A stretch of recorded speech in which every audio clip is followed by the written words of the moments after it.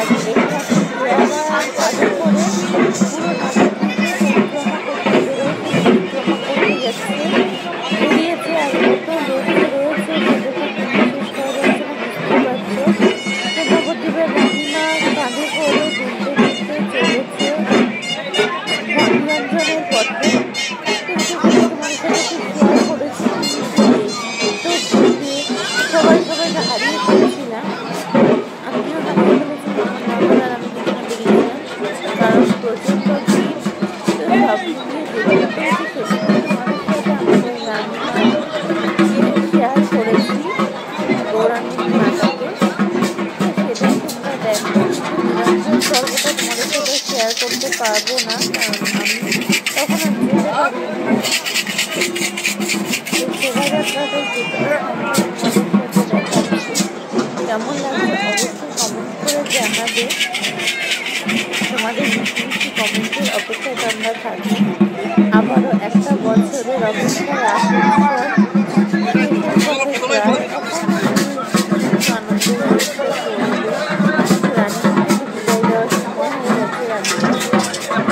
নিরঞ্জন করা হয় সন্ধ্যের আগে, সেই জন্যই সবাই যখন ব্যস্ত বেলা 1টার সময় কাজে তোলা হয়েছে।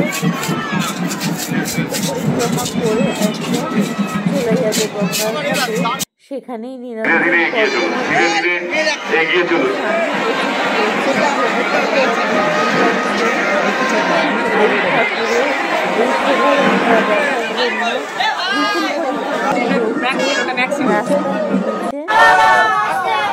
এবার রানীমার নিরঞ্জনের পথে চলে যাওয়ার পর আমি বাড়িতে চলে এসেছি। আমাদের পাড়ার ঠাকুরটাকে মণ্ডপ বেরিয়ে যাচ্ছে, আরোহণ হয়। এই আরোহণটা তো তার জন্য প্রত্যেকটা পাড়ার ঠাকুরই আস্তে আস্তে বেরিয়ে যাচ্ছে।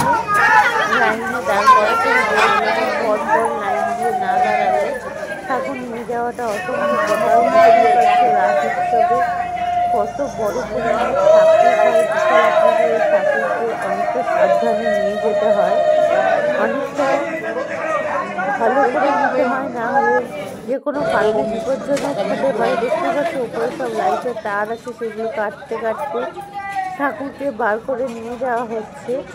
তো এইভাবেই ভয়ে ভয়ে সবাই ঠাকুরকে নিরঞ্জনের পথে নিয়ে যায়।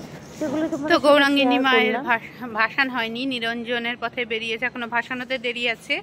আর আমাদের পাড়ার ঠাকুরও বেরোলো আরোহণের জন্য, মানে এখানে শোভাযাত্রা বেরোয়, বর্ণাঢ্য শোভাযাত্রা। তো তার জন্য প্রচুর ঠাকুর টাইম বেঁধে দেয়, লাইন দিয়ে দাঁড়াতে হয়। তো সেই জন্য বেরিয়ে গেল সেইখানে জায়গাতে, যে জায়গা থেকে ঠাকুর বেরোবে। আর আমরা বাড়িতে এসেছি, এখন খাওয়া দাওয়া করবো দুপুরবেলা, এখন 2টো মতো বাজে। খাওয়া দাওয়া করে আবার সম্ভব হলে গৌরাঙ্গিনী মাতার ভাসানটা দেখতে যাব। তো চলো এখন খাওয়া দাওয়া করে নেওয়া যাক। রাত্রে একটু বেরিয়েছি, সেটা একটু আধটু তোমাদের সাথে শেয়ার করছি। মানে এই ঠাকুরগুলো প্যান্ডেলে থাকবে, সেগুলো দেখতে বেরিয়েছি, একটুখানি তোমাদের সাথে শেয়ার করে নিয়ে আজকে ভিডিওটা শেষ করবো। ভিডিও কোনো অংশে ভালো লাগলে লাইক শেয়ার সাবস্ক্রাইব করো, আর আমার চ্যানেলের সাথে জুড়ে থেকো। আরও 2-1টা পর্ব যাবে রাস উৎসব নিয়ে, ততদিন অপেক্ষায় থাকো সবাই। দেখো প্যান্ডেলটা কত সুন্দর যে সেটা একটু দেখানোর চেষ্টা করলাম। তো আবারও দেখা হচ্ছে নতুন কোনো ভিডিওর সাথে বা রেসিপির সাথে। ততদিন সবাই ভালো থাকো। এখন রেসিপি না, এখন রাসের আরও 2-1টা ভিডিওর অপেক্ষায় থাকো তোমরা। তো চলো আজকের মতো তোমাদের কাছ থেকে বিদায় নেব, আবারও দেখা হবে নতুন কোনো ভিডিওর সাথে। ততদিন সবাই ভালো থেকো, সুস্থ থেকো আর সাবধানে থেকো। আর ঠাকুর যে শোভাযাত্রা বের করেছে সেইগুলো তোমাদের সাথে পরে শেয়ার করব। আজকের মতো এখান থেকে বিদায় নিয়ে নেব। আর এই প্যান্ডেলের ঠাকুরটা কেমন হয়েছে সেটাও জানাতে ভুলো না কিন্তু। ঠাকুরের কালারটা এত সুন্দর হয়েছে, আর যে ঠাকুরের ঘোড়াটগুলো কতটা সুন্দর হয়েছে সেটা যতক্ষণ তোমরা চোখে না দেখবে ততক্ষণ বুঝতেই পারবে না। তাই দেখো কি সুন্দর হয়েছে। এটা পার্থসারথী ঠাকুর। তো কত সুন্দর হয়েছে সেটাই তোমাদের সাথে তুলে ধরার চেষ্টা করছিলাম। আর কালারটা এত সুন্দর করেছিল, কিছু বলার ভাষাই নেই। তো সব মিলিয়ে ভিডিওটা কেমন লাগলো জানিয়ে তোমাদের কাছে বিদায় নিচ্ছি।